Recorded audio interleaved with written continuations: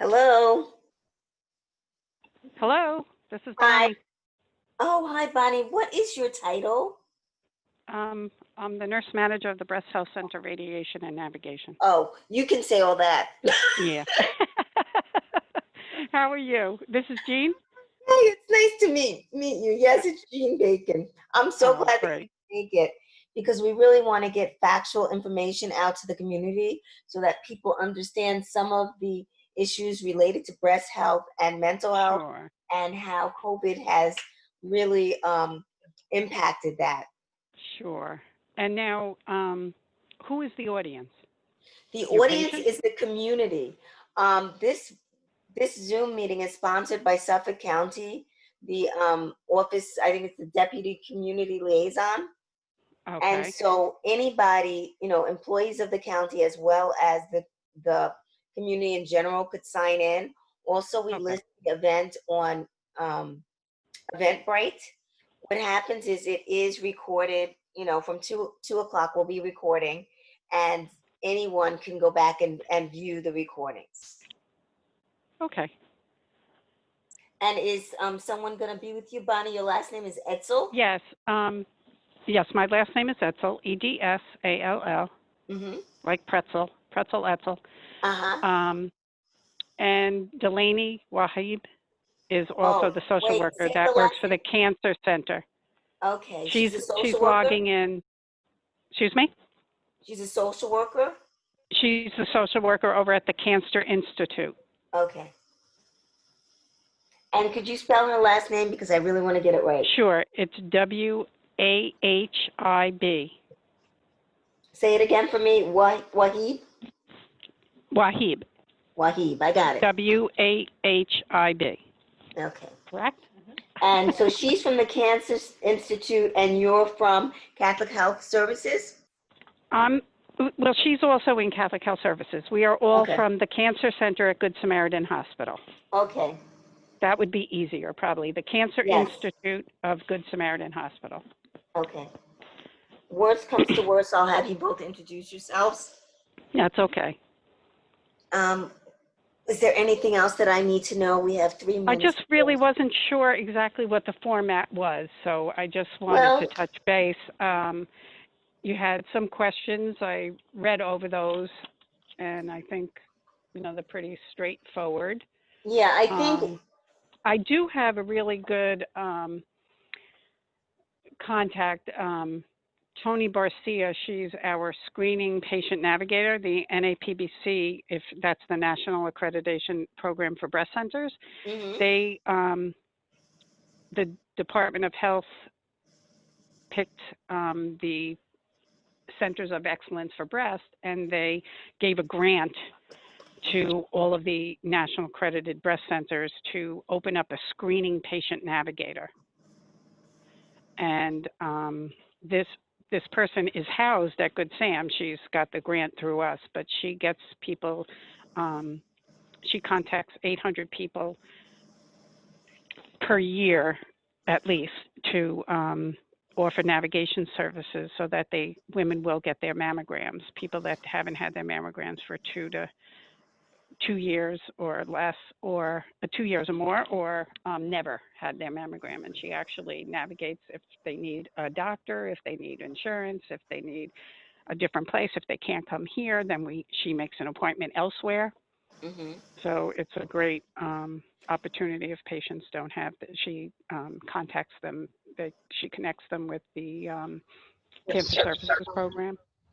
So would you be comfortable sharing her contact information as I part can. of your discussion? Sure, I have a nice flyer, and I could always, and it has her phone number and everything on it. I can Oh, put it that's if you excellent. share your screen. I can do that. Okay, so Delaney is with us now. Okay. Hello, Welcome. How are you doing? I'm great. How are you? Okay, thanks so much for joining us. I know everyone is so busy, so I think that it may work out well that it's a holiday. Um, Yes. I I was saying to Bonnie, as I'll also share with you, this is open to community members as well as Suffolk County employees. We may or may not have a lot of people signing in, but regardless, it is recorded. and so it can be shared and viewed with the public. So I'm going to get going. I'm going to start, and I would like you both to introduce yourself after I introduce our Zoom meeting, and you have a sense of the questions that we would like addressed as best as you both can. Okay, good afternoon. This is Dr. Jean Bacon with Mind Matters. I'm coming to you from Butterfly LCSW PC. Today we're going to talk about breast health in the time of this pandemic.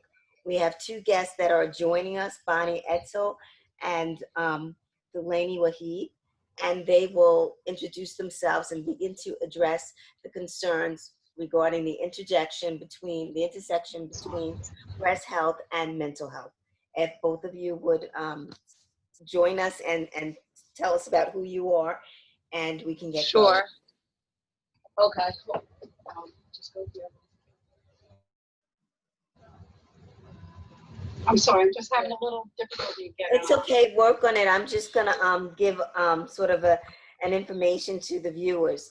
The information that we're going to discuss today may be sensitive for some. If you find the content difficult to process, it is okay to leave, sure. the meeting, and it is being recorded, so you can check in at another time and view it at your leisure. Thanks again for joining us. Okay, so I'm Delaney Wahib. I'm the social worker at the Cancer Institute at Good Samaritan Hospital Medical Center. And I'm Bonnie Etzel, the nurse manager of the Breast Health Center and Radiation Oncology at Good Samaritan Hospital. Welcome. Nice to meet you. And thank you for having us today. Yes. Thank you. If you can move a little bit closer so that you can both be on camera, that would be great. Thank you. Okay, so get started. Tell us what you need us to know about breast cancer in this difficult time of pandemic. Okay, so recently, as everybody knows, come April or the end of March, all the hospitals started to get inundated with the COVID patients, and we had to limit the amount of people coming into the hospital for screening.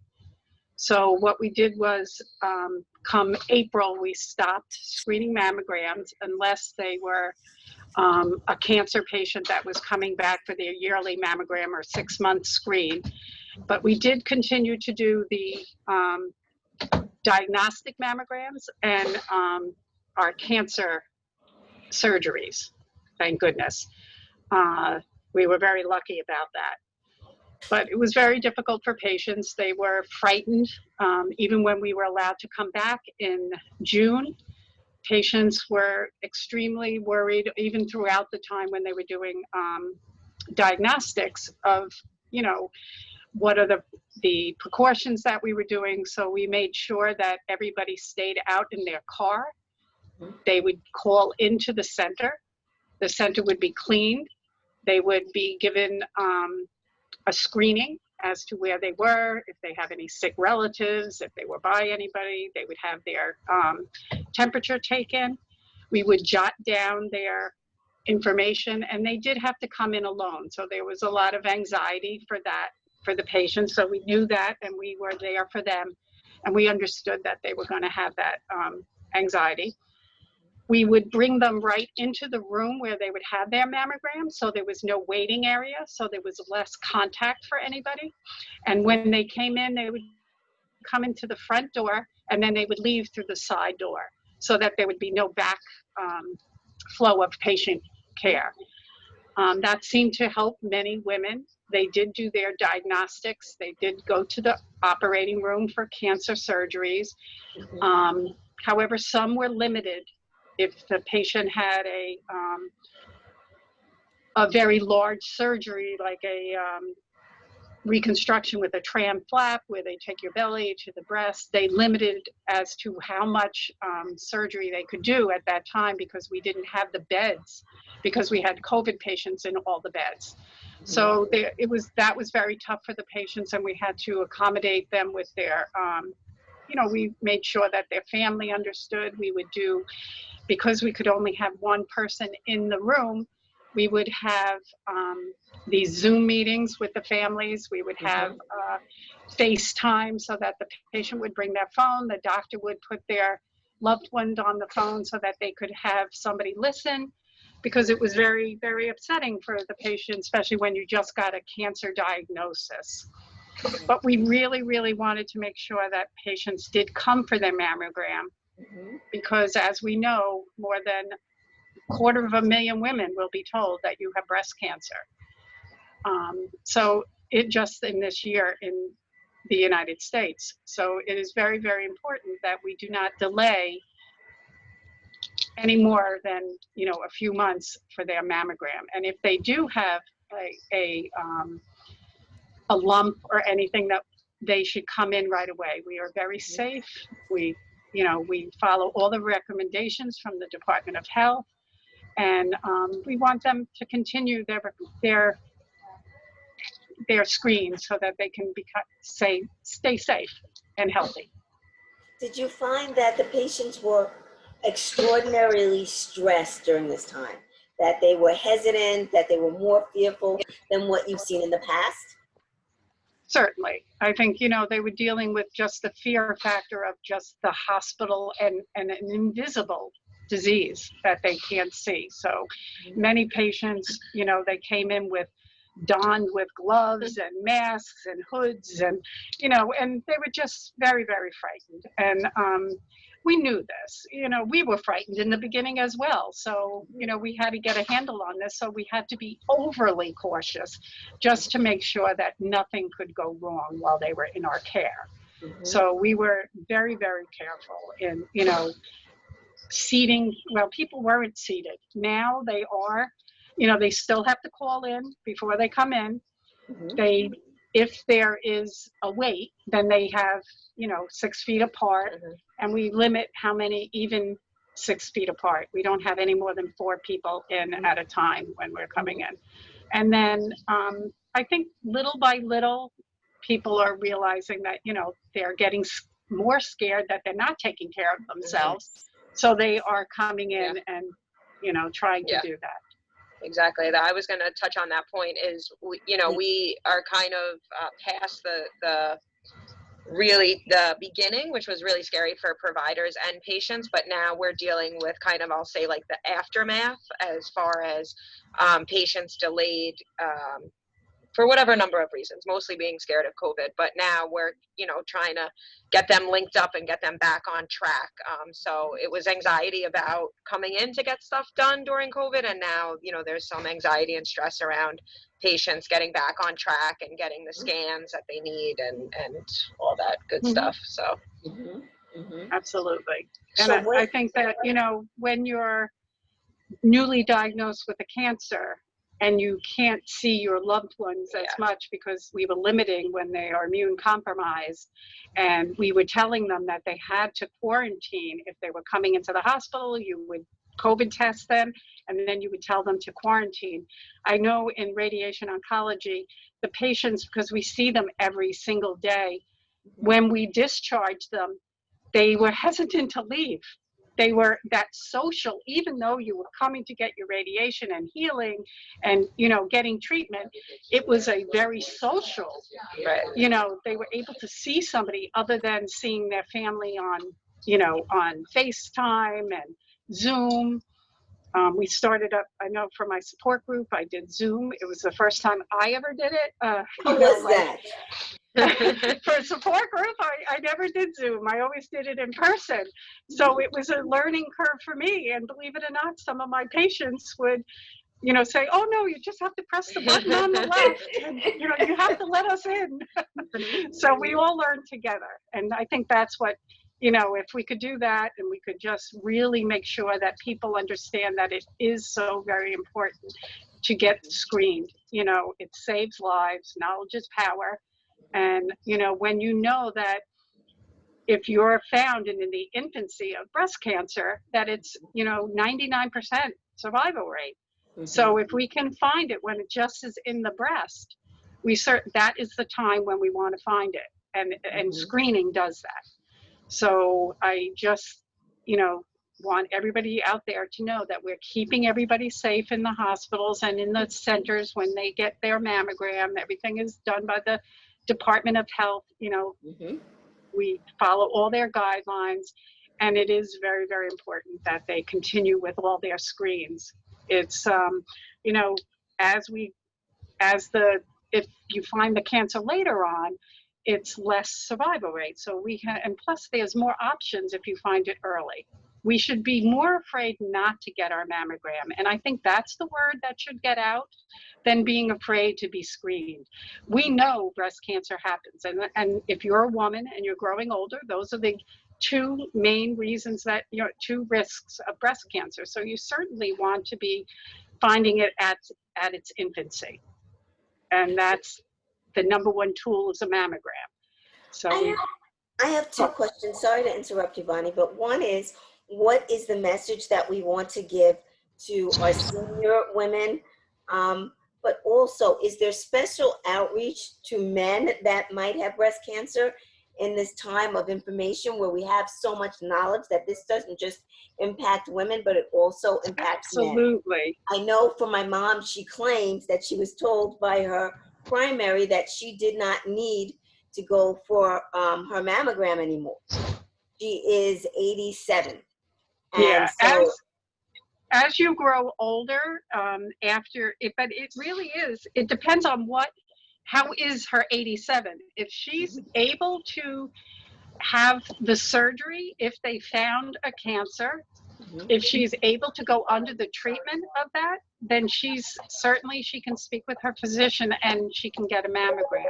Oh, sorry, that's me. Sorry. I apologize. I forgot to put it on vibrate. So you really can screen up until the time where you could not go, if you're not well and healthy. So it's really your comorbidities more than your age, because there's many 60-year-olds that may have poor prognosis in their disease factors, and you could have an 88-year-old. We've had 90-year-olds that are just as spry as you could be. So if you can find the cancer earlier, but really they say 10 years your life expectancy. So if you had your mammogram at 90, what is your odds of being here for 10 more years? And if your odds are that you're healthy enough to be here for 10 more years, then you can continue with your mammograms. It's a very personal thing, and I think it's really when you start your mammograms are as personal and individual, because there are some women that you would say that, you know, the American Cancer Society, the American College of Radiology, there's many different guidelines that you could follow. The most important is that you speak with your physician about what your risks are. The incidence of breast cancer for white women is higher incidence, but a lower incidence of dying. For African American Black women, you have a lower risk of getting it, but a higher risk of dying from it, and also a higher risk of getting it at a younger age. So anybody 30 years and above should really speak with their physician about their risk factors. Do they have Ashkenazi Jewish descent? Are they, you know, what is their family history? What are all those things? That is really the most important thing, that they speak with their physician and find out when it is the right time. Most all agree that somebody is at average risk of breast cancer should start screening at age 40. But that's not if, say, you never had a baby before and you're 36 years old. It may be a smart move to get your mammogram before you start having children. So that is the discussion that you should have with your physician. But on average risk starting at 40 years old and yearly. That is what we go by. How do we understand the health disparities regarding breast cancer, as you just stated, that Black women are less likely to get breast cancer, but more likely that if they do get it, that they will die of it? How do we understand that? Is it information? Is it medical treatment? Yeah, it's a lot of Yeah. different factors. It is a biological thing that we do see more BRCA1 patients, which is a triple negative breast cancer, which means that what we look at when we do a diagnosis of breast cancer is we look at their tumor markers and what makes that tumor grow. And we look at three specific things: the estrogen, the progesterone, and the HER2. And many women of African descent or Black women of color have this BRCA1 or a triple negative breast cancer, or have a higher risk of it. Not everybody has that. And many women of color have estrogen positive and HER2 negative, but there is a subset that we see, and we see it in a younger age group. There also is socioeconomic reasons. Many women don't go back. There's a distrust with the medical profession. So we do go out. I know I've been a member going out to the Witness Project of Long Island, which is a wonderful, and the Sisters of Long Island. And I think that is one of the greatest things. Also, the NAPBC grant that we have at Good Sam, we partner. They asked us to find a disparities, or where are the areas in our catchment areas that aren't going for their mammograms. So we've targeted Wyandanch, CI, Babylon, Amityville, and are reaching out to like HRH, the Martin Luther King, which is now the oh my goodness, I can't think of it, but it's so we partner with them. We make sure that people who don't have coverage, they will be targeted to try to get, or who have not had their mammogram in a year or so, that they should be targeted to call and see what is it that's keeping you from your mammogram. Is it that you don't have a physician? Is it that you don't have insurance? And then we hook them up with the cancer services program, which is a program that will pay for their mammogram. And if they are diagnosed with cancer, they will also put them in a plan into a Medicare program so that they can have their surgery and all of their treatment. Wow, that's a lot. That's and I think that many people don't realize that. They say, I'm out of my job, I can't go for my mammograms, and but there is help for people that don't have insurance. I'm trying to think of what else are the different things. Fear is a big factor. People say that also they don't have anybody in their family that has breast cancer. So they say, oh, well, my grandmother died at 80. My mother's mother died when she was 99. Nobody has breast cancer. But the one thing, if anybody remembers anything I say today, 80%, 75 to 80% of all women that get diagnosed are the first person in their family to get it. Wow. If you're high risk, you know it. You have a mother or a sister, you should be getting your mammograms. But it's those people that the reason why we find it is because we do a mammogram. So that's why if you take anything home, 75 to 80% of the women that have breast cancer newly diagnosed, it's the first person in their family. Wow. So what about men? How do we reach men? them? How do you get them? About 2,300 men a year right now get breast cancer, and about 500 die from it yearly. Wow. Breast cancer can happen to men, and men should be aware that they should check their chest if they have a new lump, which they could find much quicker because they just have their muscle, that they should be evaluated right away. If they have a high risk family, if their mother or their sister had breast cancer and they were tested and they were BRCA positive, they should be on high alert and they should be screened for it. So men can get breast cancer. It's 1% of the population. So that's why we spend so much time on women. Mhm. But it certainly does happen. And sometimes they present at a later stage because they think that, oh, I just have like a muscle torn, or Mhm. I got a bug bite, or I got an infection, I must have a cyst. And that, they should go to their doctors right away. And because it's, it is the same kind of treatment. It's curable if we can find it at its early stage. Mhm. Mhm. Delaney, can you speak to some of the stressors that you've seen as a social worker around breast cancer diagnosis, and even the information that's out there that stop people from coming for their yearly exam? Sure. So, a lot of the stress that I've been seeing with my patients kind of across the board is, unfortunately, my treatment approach. I typically ask patients when they're newly diagnosed, who's your support system? Who can we have here with you to also hear these conversations and be your support system? So when we had to eliminate people coming in during COVID, that was uh, beyond stressful for patients.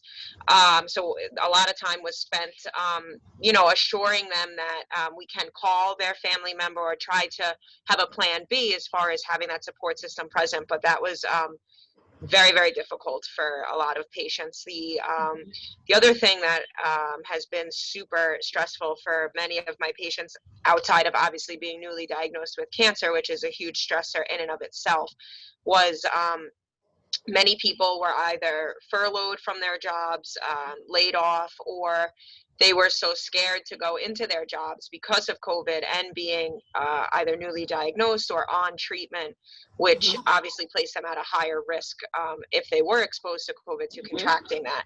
So, a lot of financial stress, which then leads to um, how am I going to get my medication, or what's going to happen with my health insurance? Am I going to be able to still get treatment? So it was really just like a trickle down effect that I saw with a lot of my patients, Mhm. as far as stress and COVID and dealing with all of that.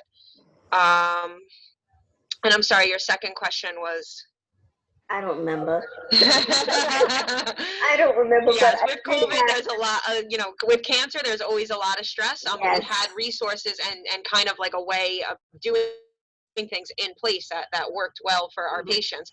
And then when COVID hit, and don't forget that we were moms and wives and brothers and sisters all working in COVID, that we were, and we were scared too in the beginning. So we Mhm. had to kind of manage our own stuff, and then Mhm. also kind of rework the way that we approached patients and approached our care, all while keeping it very patient centered and making sure that they were Mhm. comfortable and their needs were met, regardless that there was a pandemic going on. We still had to meet Mhm. those needs, so we got creative, I think, Yes. and Mhm. Well, I got wonder, I feedback from know that patients. for many women, they connect their sexuality with their breast. And so to lose that, or to lose one of your breasts, I know has to impact how a woman sees themselves as Hmm. feminine or female or a sexual being. What have you seen in the way of that? And then before I forget, there's a back question. During this time of COVID, many of our houses of worship were shut down. And I know for many, many families, that is their network of support. That Yes. is their source of strength. That is how they get through any event or obstacles in their lives that challenge them. And so I wonder if you saw that sort of gap in support because of the houses of worship being shut down. So it's two Yes. questions there for you, or for you both. Yes, absolutely. There was, and we are a Catholic institution, so our faith plays a huge part in our everyday here. So there was definitely, a big gap in support for many patients. Don't forget, outside of kind of the emotional and the psychological support that faith and houses of worship can bring, they also provide a lot of kind of resources, exactly, like transportation Mm, or food pantries or different things like that were also placed yes. temporarily on hold. So it was just one thing after another, kind of. Yeah. But when we did reach out to certain pantries and houses of worship and stuff like that, if they weren't able to help us, they were able to link us to programs that had popped up kind of as a result of COVID. So we were able to meet their needs. Again, like we had to kind of take a we had to veer a little or be a little Creative. yeah, exactly, creative to get their needs met. But I think we did a good job of doing that. Yeah. And we had wonderful support from the community. I have to Yes. say the coalitions, the breast coalitions, they were Yes. superstars. They took the patients. They risked their health to go and bring that patient and they're volunteers. And they came and they brought the patients every day to radiation or wherever they had to go. And they also, I guess, in some ways we had some advantage because many people were working from home, so they were not in the city, so they could come and bring their loved ones to their appointments, because you could have the best team in the whole world, but if you can't get them here for their treatment, and that was a very big thing. Yep. So we really had to rely heavily on family and friends, and to tell you the truth, that they were more than happy to help, because I think it was nice to be able to see their family members. Yes. If somebody was in the nursing home, they were not allowed to see them, but they could pick them up and bring them to radiation. So it gave us some, or not us, but the patients, some support when they didn't have it. You saw it on the news and everything else. Yeah. Women and their families would be standing at the door and, talking to their grandma or, and it was heartbreaking, that they couldn't hug that. And that's really what we needed. And, we are so tactile, Yes. the human touch is so, so important for healing. And, we were elbow bump, it was like, Yes. so, hug yourself, it really was difficult. And, but I think too, like if you looked at the support in the home, it got stronger because you were who you had, and, many times. I'm sure it is the opposite in some instances as well. So, but I really did find like an enormous outpouring of outreach from the community that was really unbelievable for our patients. It's nice to And see. the sexuality, I want to end on that. What about Sexuality. female have to say, sexuality just- and their connection? Yeah, every single day, I think with breast cancer, we start with that, because it's not like having a sarcoma in the leg or a thyroid. We equate, since we've been a very young women, of sexuality and, growing up, and it really is a wallop when a woman gets diagnosed, sometimes. And that's why it is so important to find this earlier, so you can preserve the breast, so that there's less time that you're away from intimacy and things like that. It is really tough on a woman. You were just told you had cancer. Now you're going to maybe lose a breast, or maybe a little deformity. Thank goodness we have wonderful surgeons that can put the woman back with reconstruction to near what they were before. Yes. So that's a great improvement. I mean, I've been in nursing for a very, very long time. And I remember when a woman came in and the day before you signed a consent, you didn't know you had a lump, you didn't know if it was cancer or not, and you were told you signed a consent for a lumpectomy or a mastectomy. So we have come a long way, not enough, because I'd like to have no cancer, but it really is a tender thing for a woman. And what I often say is, that woman needs a hug. She needs to know she's beautiful without worry about a breast. Yes. She's the same woman she was yesterday.